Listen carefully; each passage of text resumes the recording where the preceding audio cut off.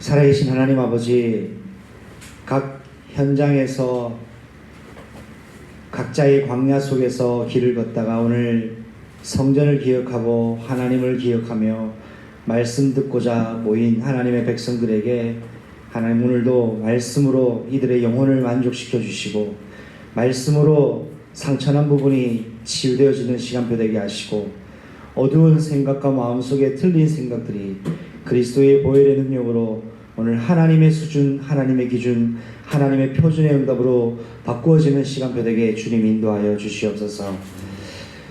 2020년도를 시작하고 6개월 동안을 인도하신 하나님께 감사드립니다. 오늘까지 에베네셀에 하신 하나님의 언약적 믿음을 우리가 오늘 이 시간 예배를 통하여 확인하게 하시고 오늘도 남은 우리 인생의 여정과 하나님이 우리에게 허락하신 남은 인생 광야의 여정을 볼 때에 오늘도 그리스도 따라 언약 따라 광야의 길을 걷게 하시고 만나와 메추라기를 먹이시며 구름 기둥과 불 기둥으로 인도하시는 내 안에 그리스도를 발견하는 날이 되게 하옵소서. 예수 그리스도 이름으로 감사하며 기도드립니다. 아멘. 우리 7월 첫째 주를 맞이하여 주신 하나님의 말씀은 창세기 46장 26절에서 34절까지입니다. 찾으신 줄 알고 제가 먼저 읽겠습니다. 26절에서 34절까지 교독하시겠습니다. 야곱과 함께 애굽에 돌아간 자는 야곱의 며느리들 외에 66명이니 이는 다 야곱의 몸에서 태어난 자이며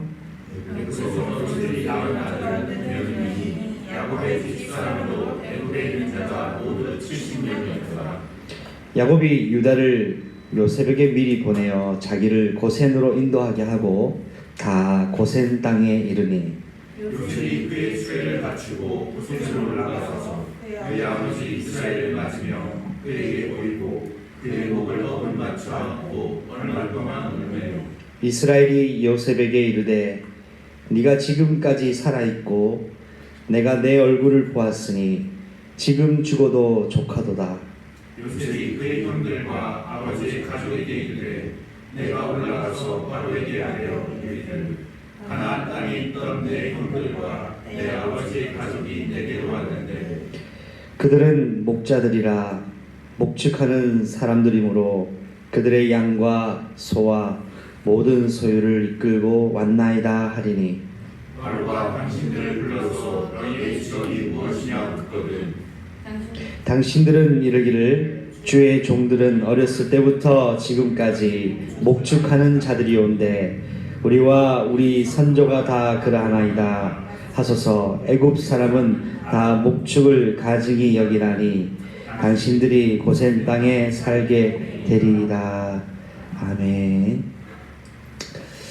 오늘 말씀은 이스라엘을 위하여 고센 땅을 예비하신 하나님입니다. 지난주에는 브엘세바에서 야곱이 22년 동안 생사를 알지 못했던 아들이 살아있다는 소식을 듣고 애굽의 총리가 되어서 자신과 가족들을 이끌어내기 위하여 보낸 수레를 보고 기쁨에 이기지 못하여서 한 40km의 거리를 아들을 보기 위한 한 가지 마음으로 달려가던 중에 생각지 못했던 한 가지 일이 있었습니다. 그것은 야곱의 마음속에 뭔가 모를 두려움이 있었습니다. 아들이 있는 곳을 가는 것은 기쁜 일이고 즐거운 일이고 참 22년 동안 듣고 싶었던 소식을 들은 것이 참 감사하고 어찌 이런 일이 내 인생에 있을까라고 기쁨에 이기지 못한 그 시간표도 잠시였고 이제는 낯선 땅 애굽 땅에 내가 내려가게 되었는데 과연 이 늙은 내 인생이 언제 어디서 죽을지도 궁금하기도 하고 두렵기도 하고 정말 요셉이 살아있는 것이 맞을까라는 뭔가 모를 의심도 생기기도 하고 정말 이 애굽에 내려가는 것이 내가 아들을 보러 가는 건 맞지만 내가 이것을 온 가족을 다 데리고 완전 고생시키지는 않는 건 아닌가, 지금까지 내 인생에 내 계획대로 안 된 것들이 많지 않냐라는 생각과 두려움이 있었던 것을 우리는 확인했습니다. 그 두려움을 야곱은 어떻게 그 두려움을 해소를 하느냐 하니까 자기 스스로 해결하는 것이 아니라 하나님 앞에 그 두려움을 내려놓았습니다. 여러분, 그의 교회 모든 성도 여러분은 여러분에게 생기는 두려움을 사람 앞에 아니라 하나님 앞에 내려놓는 그런 축복된 영적 재단이 매일 회복되시기 바랍니다. 그 시간이 언제 회복되라고 지난주 말씀 주셨습니까? 밤 시간이라고 했습니다. 밤은 어두움이요 두려움의 시간을 배우기도 합니다. 그러나 성경은 하나님께서 우리에게 이 밤 시간이 얼마나 중요한 시간인지 성경을 통해 말씀하고 있습니다. 밤에 많은 일들이 일어났습니다. 하나님이 하나님의 백성과 그 사람을 만나는 시간표가 대부분 밤 시간이었습니다. 하나님이 위기에 빠진 그의 백성과 그 사람을 구원하실 때 하나님이 주로 일하셨던 시간이 언젠가를 통계를 내보니까 밤 시간이 많이 등장했다는 것을 알 수 있게 되었습니다. 언제나 인생의 마지막 그리고 인생의 위기와 인생의 고비 속에서 우리는 밤 시간이 되면 두렵습니다. 그러나 그 밤 시간에 우리 인생의 밤 시간에 우리 하루의 밤 시간에 오늘 저와 여러분이 이번 주간도 주님 오실 때까지 회복해야 될 것이 있다면 예수가 나의 그리스도가 되시고 그리스도가 나의 그리스도로 주인이 되셔서 내가 그 영적 재단을 회복하는 그 예배인 줄로 믿습니다. 그리스도가 그리스도로 역사할 때 흑암 저주 권세가 무너집니다. 왜 두렵습니까? 왜 고난이 반복되는 것 같고 왜 내 인생의 위기가 반복되는 것 같습니까? 여러분에게 지금 가장 큰 문제는 뭡니까? 성경에서 말하고 있는 가장 또 큰 문제는 뭡니까? 이 모든 문제는 하나님을 만날 때 비로소 문제가 아니게 된다는 사실을 여러분 기억하셔야 됩니다. 인간이 하나님을 떠난 것은 죄 때문이죠.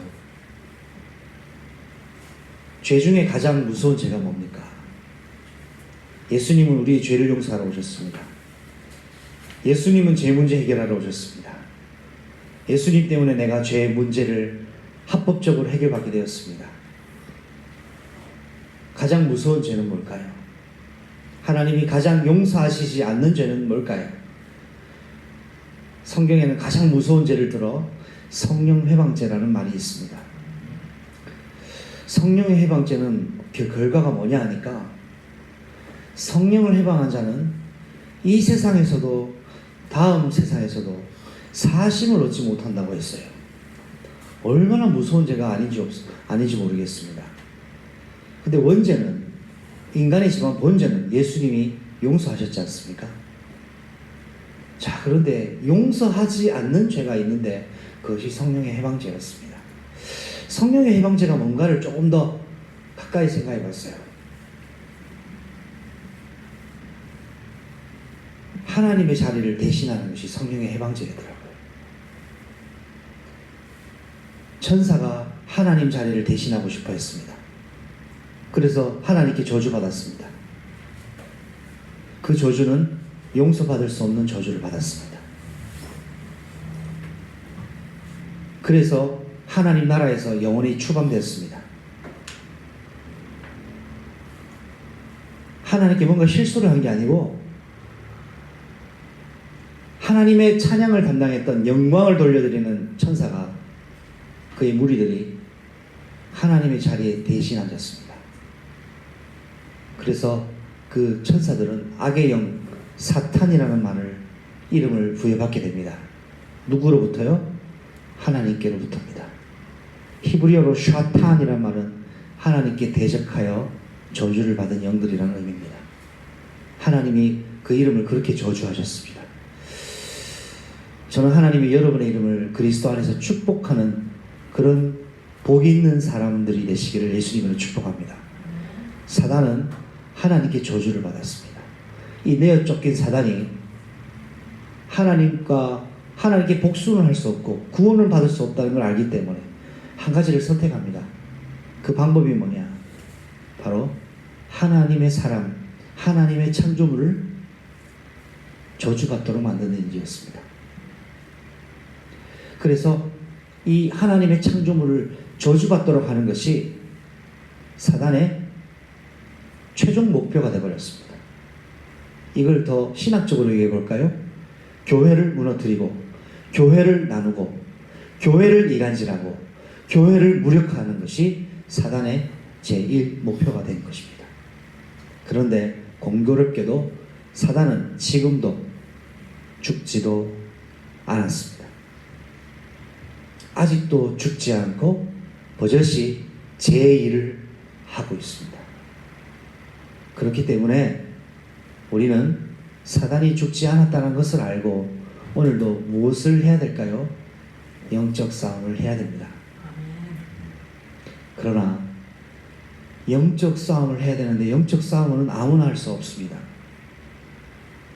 영적 싸움은 그리스도 예수님을 아는 사람, 그리스도 예수님의 이름으로 구원받은 사람, 그리스도 예수의 이름에 인생의 결론이 난 사람, 그리스도 예수가 나의 주인이심을 고백하는 교회만 영적 싸움을 할 수가 있습니다. 불신자는 영적 싸움 못합니다. 똑똑한 대통령은 그리스도를 모른다면 영적 싸움 할 수 없습니다. 그런데 여러분 꼭 기억하십시오. 예수를 그리스도로 알고 믿고 고백하는 저와 여러분은 영적 싸움을 할 수 있는 존재로 하나님이 축복하셨습니다. 그래서 싸우지 않으면 사단의 공격에 계속 우리는 방어만 해야 됩니다. 방어만 계속하면 어떤 일이 일어날까요? 보호는 받겠죠. 문제는 방어만 하다가는 적군에게 밀릴 수 있습니다. 최선의 방어는 뭡니까? 공격입니다. 우리는 방어만 하고 맞고만 있을 것이 아니라 공격해 나가야 됩니다. 그것이 최선의 방어입니다. 내 몸에, 내 인생에 사단이 속이는 거짓 속임수에 맞고만 있고 터지기만 하고 자빠지기만 하는 것이 아니라 이제는 예수 이름으로 치고 나가야 됩니다. 그러면 치고 나가면 어떤 일이 일어납니까? 내가 막을 일이 없습니다. 할렐루야. 치고 나가는 자에게는 막을 이유가 없어요. 왜 막아야 됩니까? 방패가 있습니다. 왜? 공격하니까 사단이 공격하는 거예요. 여러분 인생에 사단이 공격하도록 놔둘 것인지, 내가 주 예수 이름으로 공격할 것인지를 결단하시기 바랍니다. 아멘. 최선의 방어는 공격하고 나가는 겁니다. 막다가 볼일 다 봅니다. 그리스도 이름으로 치고 나가십시오. 근데 많은 교회와 성도들이 이 영적 싸움의 권세와 신분을 가지고 있는데 속고 있어요. 왜? 영적 싸움할 유일한 존재이기 때문에 자신을 속입니다. 거짓말로 속입니다. 틀린 말로 속입니다. 자, 아담 하와가 왜 선악과를 따먹었습니까? 선악과를 따먹어서 죄인 된 것이 아니라는 것을 여러분 알고 계시죠? 선악과에 원죄 성분이 있어서 감염된 것이 아니라는 것을 알고 계시죠?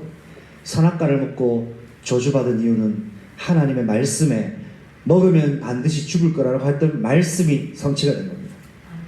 하나님 말씀은 축복이든 저주든 100% 성취됩니다. 강단을 하나님 말씀의 성취 속에서 여러분이 인생에 이루어지는 언약을 잡은 시간이 되시기를 바랍니다. 저는 여러분에게 설교하러 이 자리에 선 사람이 아닙니다. 저는 설교라는 말 자체가 복음적이지 않다고 생각하는 사람입니다. 설법이라는 말에서 나오는 게 설교입니다. 불교는 법을 가르치는 것을 설법, 교회는 교리를 가르치는 걸 설교라고 하죠. 저는 설교라는 말 안 씁니다. 설교라는 말 저는 안 좋아합니다. 왜요? 설교는 우리는 이 시간 교리를 배우러 이 시간 앉아 있는 것이 아닙니다. 우리는 성취된 하나님의 말씀을 듣고 가야 됩니다. 하나님 말씀은 성취가 됩니다. 사람의 말은 성취되지 않습니다. 하나님 말씀만 성취됩니다. 그러나 하나님은 하나님의 사람의 말을 성취도 시키십니다. 선악과를 따먹고 인간이 죽었죠. 선악과를 따먹고 인간이 변명당했습니다. 왜요? 하나님의 자리를 대신하도록, 하나님의 자리에 네가 앉으라고 누가 속였습니까? 사단이 속였습니다. 영적 싸움에 방어만 하다가 걸려 들어간 겁니다. 이거를 먹어라 할 때 어떻게 됩니까? 이걸 먹으면 하나님처럼 된다. 근데 사단은 절대로 이거를 따서 먹도록 입에 넣어주지 않습니다. 입에 넣는 것은 누가 넣습니까? 내가 넣는 겁니다, 여러분. 사단은 절대로 따서 입에 넣지 않습니다. 그렇게 할 수가 없습니다. 입에 따서 나를 먹도록 하는 작용까지는 시키되 그걸 따서 먹는 존재는 납니다. 불신앙 누가 합니까? 사단이 합니까? 아닙니다. 내가 하는 겁니다. 사단은 불신앙의 근거는 제공합니다. 그러나 불신앙하는 존재는 납니다. 불신앙이 죄입니까? 그럼 왜 죄인 줄 알아야 됩니다. 하나님의 자리에 대신 내가 앉아있기 때문에 불신앙이 되는 겁니다. 하나님은 해결하신다고 하시는데, 하나님은 이루시겠다고 하는데, 하나님은 가라고 하는데, 내가 볼 때는 안 되겠습니다. 내가 볼 때는 죽겠거든요. 내가 볼 때는 이래서는 절대로 안 돼요. 왜요? 내가 하나님의 자리에 대신 앉아 있으니까요. 그게 죄입니다. 그게 불신앙의 죄입니다. 아담 하와가 넘어지지 않으려면 한 가지 해야 됩니다. 이걸 먹어라. 먹으면 하나님처럼 된다 할 때 더러운 사단아 예수 이름으로 지금 물러갈지어다 해야 됩니다. 싸우지 않았어요. 공격하지 않았어요. 사단이 하는 말 계속 얼마나 친절한지 다 들어줘요. 싸우지 않았단 말입니다. 따서 먹어준 게 아닙니다. 내가 따서 먹었습니다. 죄는 내가 지은 겁니다. 아담 하와가 지은 죄가 내 죄입니다. 왜요? 나는 아담의 후손이기 때문입니다. 그 영적 죄의 대물림이 지금까지도 태어날 아기까지도 전가되기 때문입니다. 저는 불과 몇 년 전에 이런 걸 깨달았습니다. 내가 예수 그리스도를 믿고 복음의 능력을 누리는 것도 참 중요합니다. 그러나 가정 가문이 복음의 문화권 안에 없으면 참 많은 다른 영향을 많이 받는다는 것을 저는 알았습니다. 예수 그리스도는 끝이라고 저는 알고 있습니다. 저는 예수가 그리스도이심을 믿고 그리스도 믿을 때 모든 저주재앙이 무너진다고 믿습니다. 그러나 가정 가문이 사단의 나라에 영향받고 있으면 나에게도 영향을 준다는 이 말입니다. 그리스도는 완전한데 나는 영향받을 수 있습니다. 왜요? 나는 완전하지 않거든요. 그리스도가 완전한 것이지. 그러면 방법은 하나입니다. 모든 가문을 그리스도로 복음화를 시키거나 아니면 그게 어려워 보이거든 내가 완전 성령 충만해버리거나 둘 중 하나가 돼야 됩니다. 왜냐? 그리스도는 완전하시기 때문이죠. 아멘. 여러분, 아무리 응답 속에 있어도 불신앙과 두려움은 우리를 공격합니다. 야곱이 듣고 싶었던 걸 들었는데도 두려워했습니다. 그 이유는 바로 하나님 앞에 야곱은 뭔가 모를 죄가 파고 들어온 겁니다. 왜요? 야곱이 하나님의 자리에 자기가 대신 앉아 있었어요. 근데 자기는 몰랐어요. 우리 인간이 그런 것 같아요. 여러분 인생 미래가 불안하실 수 있습니다. 어두울 수 있습니다. 막막할 수 있습니다. 그러나 성경은 이렇게 말씀하고 있습니다. 우리의 인생길이 누구 손 안에 있다고요? 하나님의 손 안에 있대요. 봤습니까? 저는 못 봤습니다. 그러나 저는 하나님 말씀을 믿습니다. 아멘. 그게 교회 공동체가 아닙니까? 아멘. 그게 구원받은 공동체가 아닙니까? 내가 살아도 주를 위하여 살고 죽어도 주를 위하여 죽고 예수 믿는 사람은 병 고침을 받기 위하여 문제가 해결받기 위하여 예수를 믿는 거 아닙니다. 예수를 믿는다는 것은 내가 살아도 주를 위하여 죽어도 주를 위하여 암이 걸려도 주를 위하여 암이 걸려 죽어도 주를 위하여 망해도 주를 위하여 내가 쫄딱 망해도 주를 위하여 살고 내가 성공해야 된다면 주를 위하여예요. 이게 여러분 무책임한 말 같습니까? 그냥 쉬운 말 같습니까? 아닙니다. 우리는 살아나 주나 주를 위하여 사는 존재로 예수님이 나의 그리스도입니다 고백한 사람 아닙니까? 십자가에 우리 옛날의 세제를 사람들 다 죽여버렸지 않습니까? 그런데 여전히 옛사람 가지고 사는 것이 그것이 불쌍한 건 아니겠습니까? 오늘 이스라엘을 위하여 하나님은 고센 땅을 예비하셨습니다. 희생 제사를 드리고 죄로 말미암아 죽으신 그리스도, 죄 문제, 인간은 반드시 죄 문제로 죽어야 되는데 이 죄를 대신하러 죽으러 오신 그리스도, 나를 살리신 그리스도, 나를 위한 살리셨을 때는 이유가 있어요. 죽이지 않고 괴롭히시려고 그냥 살리기 아닙니다. 이유가 있고 목적이 있고 의도가 있어요. 구원받은 성도에게는 이유가 있고 목적이 있고 의도가 있습니다. 야곱이 뭘 놓쳤습니까? 내 아들 요셉이 잃어버렸습니다. 죽었다고 소식 들었습니다. 22년 동안 깜깜무소식입니다. 답답합니다. 진짜 죽은 것 같았습니다. 아니, 죽은 것이 확실합니다. 22년 동안 아무 소식이 없었기 때문에요. 그런데 그 사건은 내 인생과 내 관점으로 봤을 때는 문제였고 아픔이었고 상처였지만 하나님은 22년간 의도하신 것이 있고 목표하신 것이 있고 계획하신 것이 있었습니다. 그거 우리 확인했지 않습니까? 세상에 노예로 끌려갔는데 총리가 웬 말입니까? 고센 땅이 웬 말입니까? 야곱이 상상해도 했겠습니까? 상상치도 못한 일이 있었어요. 한 가지만 물어봅시다. 이거는 실화입니까? 신화입니까? 이야기입니까? 여러분 한 가지만 물어보겠습니다. 요셉 이야기가 동화 속의 이야기입니까? 제가 동화 속에 동화 구현하고 있습니까? 그러면 우리는 어떤 존재일까요? 그런데 이 말씀은 역사적 사실이요, 영적인 사실이요, 영적인 진리요. 그 영적 진리의 내용이 뭡니까? 내 안에 계신 예수가 그리스도가 되시는 겁니다. 첫 번째입니다. 애굽에 내려간 이스라엘 가족들의 이름과 인원을 기록하고 있는데 창세기 46장 8절에서 27절에는 장대한 분량의 이스라엘 가족들이 애굽에 건너가게 된 이름과 그 숫자를 기록하고 있습니다. 읽으면 누가 아들의 누구는 누군데 누가 낳은 몇 명이더라 라고는 나오는데요.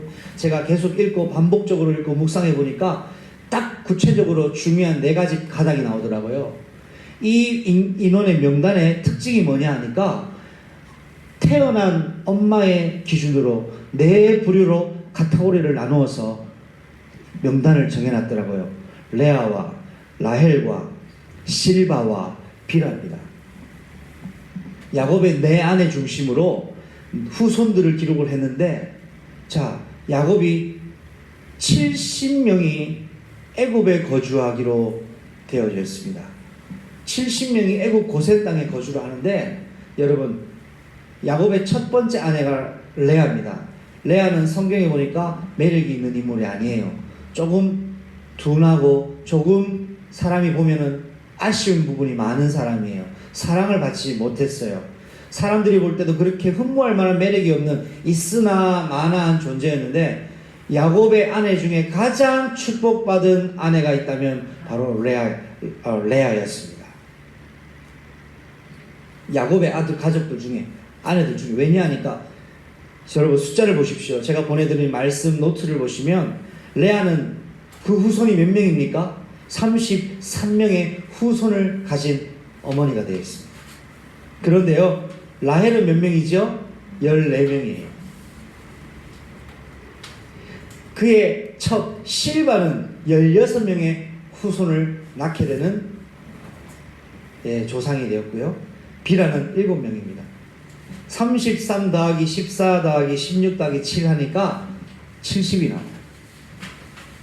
이 70명이 고센 땅으로 들어갑니다. 그런데 이 4사람의 아내를 중심으로 이름을 거룩했는데요, 독특한 상황이 있습니다. 유일하게 야곱의 아들들의 며느리 이름은 아무도 안 들어갔는데 유일하게 한 사람 며느리만 이름이 들어간 여자가 하나 있습니다. 보디베라의 딸 아스낫, 요셉의 아내 아스낫은 유일하게 이 명단에 등재가 되어 있습니다.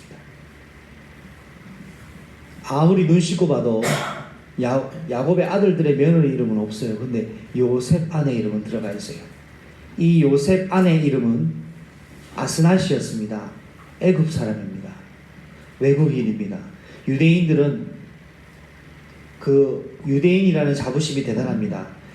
누군가가 유대인이라고 지정해 줄 때 그 사람 유대인임을 입증할 수 있는 가장 이유가 한 가지밖에 없죠. 엄마가 유대인이어야만 그 사람은 유대인이라 할 수 있는 것이 유대법입니다. 그런데 아스낫은 이집트 사람이었습니다. 그런데 유일하게 이 명단 위에 들어와 있는 며느리 이름이 되었습니다. 이렇게 여러분, 야곱 한 사람이, 아니요, 아브라함 한 사람이 하나님께 부름받았는데 아브라함에게는 가장 아픈, 가장 오래된 기도 제목이 뭡니까? 아들이 없는 거였습니다. 그런데 하나님은 하늘의 별과 같은 민족으로 축복하시려고 하셨는데요, 아브라함에게 이런 엄청난 한 나라 이스라엘의 국가와 같은 응답을 허락을 하셨어요. 이게 무에서 유를 창조하시는 그리스도의 능력입니다. 여러분 안에 이 그리스도의 능력이 오늘도 함께 하시기 때문에 알기만 알아도, 활용만 해도, 믿기만 믿어도, 사용만 해도 하나님은 응답을 주신다는 겁니다. 그래서 이 첫 번째 대지에서 여러분이 꼭 한 가지를 기억하십시오. 성경에 보면 중요한 부분이 나옵니다. 영으로 태어난 것을 말하는데, 오늘 갈라디아서 4장 24절로 31절에 보니까 하갈과 사라의 자유자의 아들과 종의 아들에 대해서도 분류가 되어 있습니다.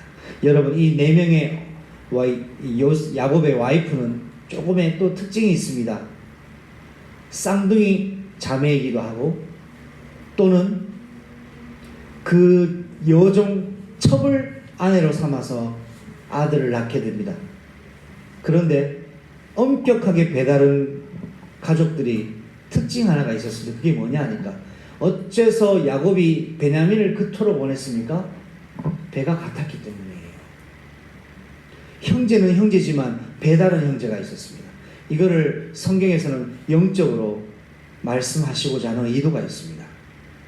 로마서 8장 14절 15절 우리 한번 읽어볼까요? 성경 본문이겠습니다. 로마서 8장 14절 15절입니다. 시작. 무릇 하나님의 영으로 인도함을 받는 사람은 곧 하나님의 아들들이라. 너희는 다시는 무서워하는 종의 영을 받지 아니하고 양자의 영을 받았으므로 우리가 아빠 아버지라고 부르짖느니라. 아멘. 종의 영이 있습니다. 태어났는데 아버지는 한 분입니다. 그런데 나는 종에게서 태어난 아들이에요. 아버지는 야곱인데 나는 종에게서 태어났어요.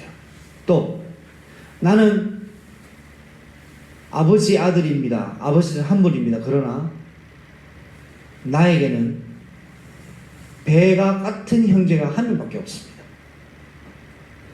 이렇게 종의 아들들과 주인의 아들들에게 분명한 차별이 있습니다. 재산 분배할 때 차별이 있습니다. 여러분, 아들의 영, 종의 영, 양자의 영, 이 성경적으로 가벼운 주제가 아닙니다. 저는 여러분이 예수 그리스도의 영으로 오늘 새롭게 태어나는 축복된 날이 되시기를 바랍니다. 그리스도의 영, 아들의 영으로 태어나야 됩니다.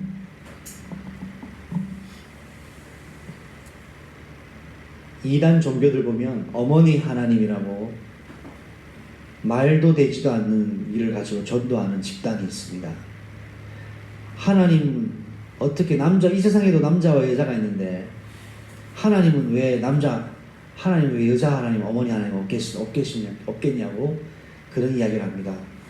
성경에 그들은 무엇을 가지고 근거로 하느냐 하니까 갈라디아서 4장 말씀 가지고 하늘에 우리 어머니, 갈라디아서 4장 24절에서 31절 말씀에 보면 하늘에 있는 시온은 곧 우리의 어머니라는 말씀이 있습니다. 한번 확인해 볼까요?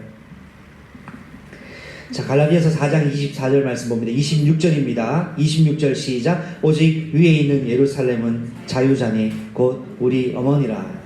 자, 위에 있는 어머니 이거 가지고 어머니 하나님이라고 가르칩니다. 말도 되지도 않는 겁니다. 이 어머니는 이 영적인 비유를 가지고 얘기했습니다. 성령으로 태어나게 하는 존재가 성령입니다. 성령 하나님은 누굽니까? 하나님이십니다. 하나님은 누구십니까? 예수 그리스도이십니다. 그리스도의 영이 바로 성령입니다. 성령으로 말미암아 우리는 구원을 받고 성령의 능력으로 말미암아 변화를 받고 성령의 충만함으로 증인이 되는 것입니다. 그래서 이 땅에서 여러분 추구할 것은 두 가지입니다. 첫 번째는 예수 생명 구원과 예수 능력 하나님의 나라의 배경입니다. 이 땅에 사는 날 동안은 예수 생명 예수 능력이 내가 사는 삶에서 매일 추구되어야 될 중요한 기도 제목입니다. 다락방 전도운동의 최고 슬로건이 뭡니까? 예수 생명, 예수 능력이에요. Jesus life, Jesus power. 1차 합숙 훈련을 가게 되면 예수 능력, 예수 생명에 대해서 말씀을 집중해서 전달하십니다. 사도행전 20장 24절 말씀처럼 나의 달려갈 길과 주의 수기 받은 사명 곧 그 하나님의 일을 하나님의 복음 전하는 일을 감당하는 데 마치기 위하면 내 생명을 조금도 귀한 것으로 여기지 아니하노라. 이 고백이 저와 여러분의 고백이 되기를 바랍니다. 두 번째입니다. 요셉이 이제 드디어 아버지를 만나죠. 22년 동안에 잃어버렸던 만나지 못했던 그리운 아버지를 만납니다. 그런데 야곱이 애굽에 다다를 즈음에 먼저 한 가지 일을 합니다. 유다를 먼저 요셉에게 보내서 아버지가 왔다는 소식을 미리 선발대로 보내서 이 소식을 전달하게 하고는 그 야곱이 요셉에게 자신이 왔다는 소식을 전달하기 위하여 그 소식을 전해들은 요셉은 이제 아버지가 고센 땅으로 가시도록 두 번 일을 하시지 않도록 바로 고센 땅으로 인도하는 그 병사를 보내어서 고센 땅으로 가이드를 했던 겁니다.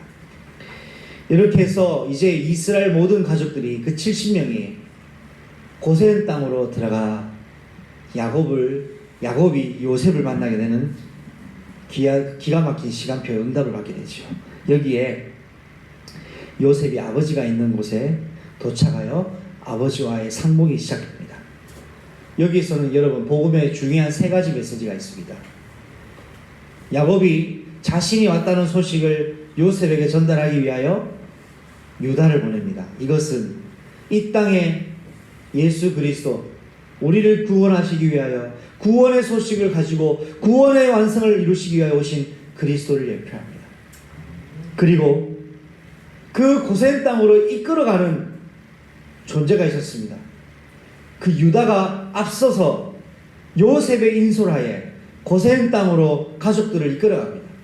이것은 그리스도 안에서 하나님의 나라의 완성에 이르기까지 이끌어가시는 그리스도의 사역을 말합니다. 이끄시는 그리스도입니다. 성령의 사역이죠. 예수님이 이 땅에 오신 것은 성자의 사역이고요. 그리고 아버지와 고센 땅에서 만나는 그것은 바로 하나님이 예비하신 새하늘과 새 땅이 완성되는 축복 속에서 완성하시는 그리스도의 사역, 성부의 사역을 말합니다. 구원은 완전한 것입니다. 왜 완전하냐? 성부와 성자와 성령의 능력으로 이루어지는 것이기 때문입니다. 세례가 뭡니까? 성부와 성자와 성령의 이름으로 거듭나는 것을 세례라고 합니다.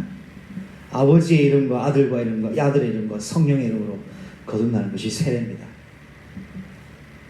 성부, 성자, 성령의 능력으로 이 땅에 오시고 우리를 이끄시며 완성하시는 그리스도가 저와 여러분의 표준, 기준, 모든 것 되십니다. 그러며 22년간의 아픔이 기쁨으로 바뀌어지는 순간이었습니다. 이 본문은, 이 내용은 기가 막히게 요한계시록 21장 1절과 4절과 얼마나 정확하게 빛이 되는지 모릅니다. 아버지 이스라엘을 맞이하는데 우리 성경 한번 보겠습니다. 29절이죠. 창세기 46장 29절을 한번 읽어보겠습니다. 시작. 요셉이 그의 수레를 갖추고 고센으로 올라가서 그의 아버지 이스라엘을 맞으며 그에게 보이고 그의 몫을 어긋맞고 얼마 동안 울매. 요한계시록입니다. 요한계시록 21장 2절을 읽어보겠습니다. 2-1번입니다. 시작. 또 내가 보매 거룩한 성 새 예루살렘이 하나님께로부터 하늘에 내려오니 그 모든 준비한 것이 신부가 남편을 위하여 단장한 것 같았더라. 아버지 이스라엘이 야곱 이제 요셉을 맞이하며 예수 그리스도께서 우리를 맞이하실 것이 예표된 본문이 아닐 수 없습니다. 그리고 그에게 보이고 라고 말씀이 나와 있습니다. 우리 본문에 21장 3절 한번 읽어봅니다. 내가 들으니 보좌에 큰 음성이 나서 이르되 보라 하나님의 장막이 사람들과 함께 있음에 하나님이 그들과 함께 계시니 그들은 하나님의 백성이 되고 하나님은 친히 그들과 함께 계셔서 하나님께서 새하늘과 새 땅에 모든 장막과 보좌의 우편에 앉아 계심을 보이셨습니다. 그리고 야곱과 요셉은 목을 어긋맞고 얼마 동안 울며 뜻깊은 죄를 이루었습니다. 그런데 구원받은 하나님의 사람과 백성과 성도는 그리스도의 날에 완성된 하나님의 나라에서 영적 죄의 시간이 있습니다. 계시록 22장 4절입니다. 시작. 모든 눈물을 그 눈에서 닦아주시니 다시는 사망이 없고 애통하는 것이나 곡하는 것이나 아픈 것이 다시 있지 아니하리니 처음 것들이 다 지나갔음이로다. 아멘. 22년간의 헤어짐과의 이후에 새로운 만남은 그리스도의 교회가 이 땅에서 영적 싸움을 멈추지 않고 전진해 나갈 때 곧 완성될 하나님 나라에서 만나게 될 영적인 죄를 말씀하고 있습니다. 이것이 보장된 우리의 미래입니다. 지금 눈앞에 있는 문제들 때문에 영원한 천국 소망, 산 소망, 구원의 생명을 여러분 가볍게 여기지 마시기를 바랍니다. 이 땅의 복음을 위한 고난 속에 하나님은 우리에게 영원한 생명의 면류관을 예비해 놓으셨기 때문입니다. 마지막 세 번째입니다. 이제 새로운 계획 속에 새로운 계획을 요셉은 가족들에게 전달합니다. 가족들에게 바로 왕을 만나기 전에 바로 왕을 만나게 될 것을 미리 알려줍니다. 그러면서 요셉 자신은 가족들이 가나안 땅에서 왔다는 것을 바로 왕에게 알릴 것을 이야기합니다.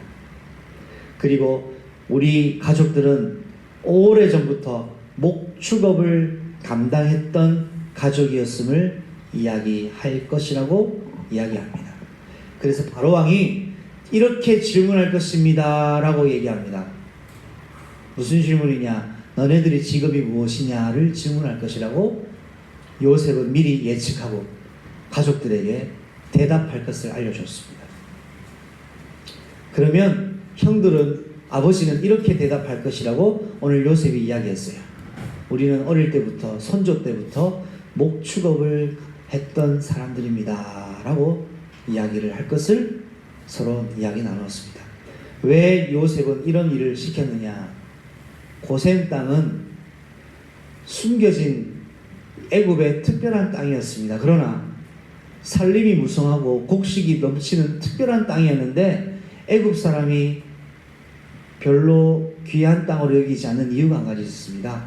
목축업을 아주 경히 여기는 관습이 있었기 때문이죠. 버려진 땅을 요셉은 자신의 가족을 위한 땅으로 바꾸기 위하여 목축업을 하는 일이라고 직업을 꼭 그렇게 소개하라고 이야기를 합니다. 그래서 모든 짐승까지도 다 데리고 오라고 계획한 것이죠.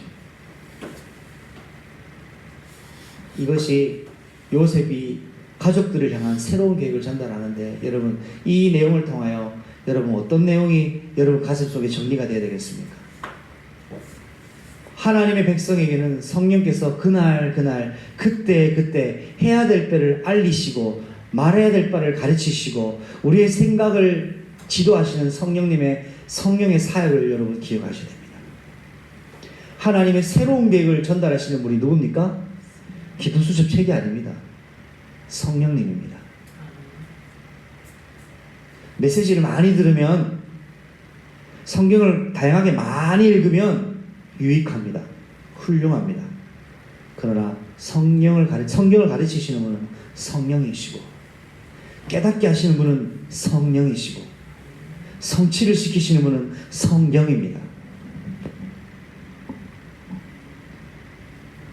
우리 예수님이 우리의 영적인 목자로 이 땅에 오셨습니다. 목자 되신 그리스도가 이 땅에 오셨습니다. 바로가 직업을 묻는 이유가 뭘까요? 저 버려진 땅을 누군가가 개간했으면 좋겠는데 애굽 사람은 쳐다보지도 않으니 요셉은 이것이 어찌하니 자기 가족을 향한 기회가 아닐 수 없겠죠. 그래서 저 버려진 땅을 개간시킬 수 있도록 우리 가족을 하나님이 사용하실 걸 믿고 목축업을 업이라고 소개해달라고 이야기를 미리 하는 겁니다. 여러분, 이걸 오늘 신약시대를 살고 있는 우리 그의 교회에 어떻게 적용할까요? 나의 업이 전도와 세계복음화에 하나님 쓰시는 업인 줄로 여러분 믿으시길 바랍니다. 하나님이 원하는 업, 바로왕이 원하는 업에 그 일을 종사하는 사람들이 생기니까 뭐가 허락됩니까? 땅이 물려지게 되더라는 거예요. 누가 원했습니까? 바로왕이 저 고센 땅을 누군가가 개간해 주길 원했습니다.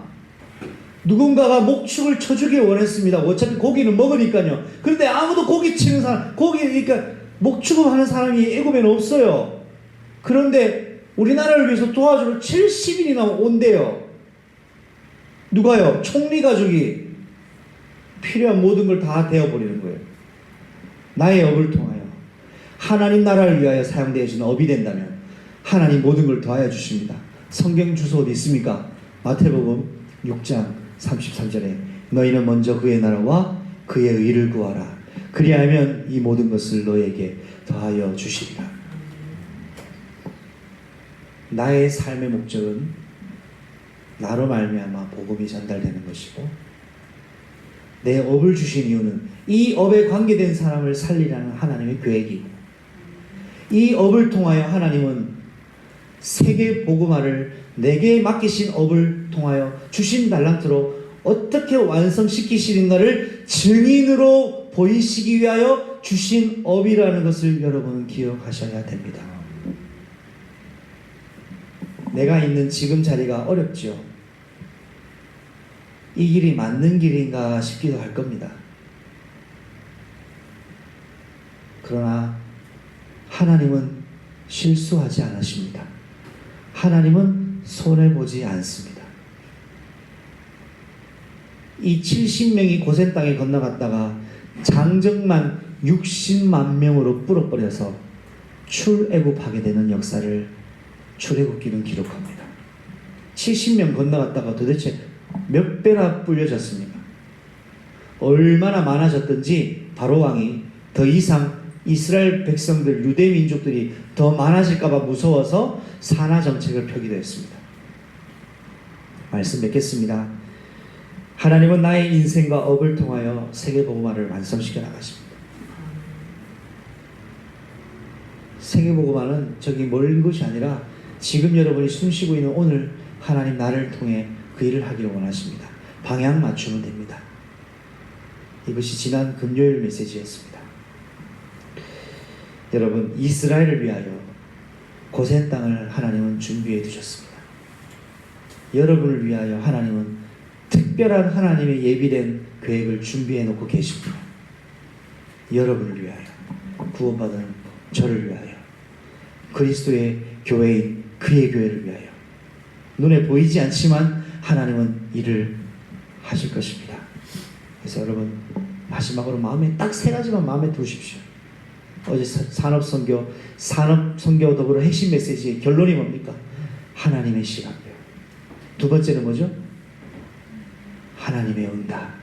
세 번째는요? 하나님의 사람입니다.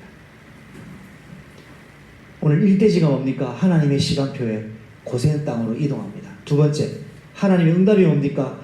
요셉과 야곱이 만났습니다. 세 번째, 하나님의 사람 요셉을 통하여 하나님은 세계복음화를 완성시켜 가고 계셨습니다. 기도합니다. 하나님 아버지 감사합니다.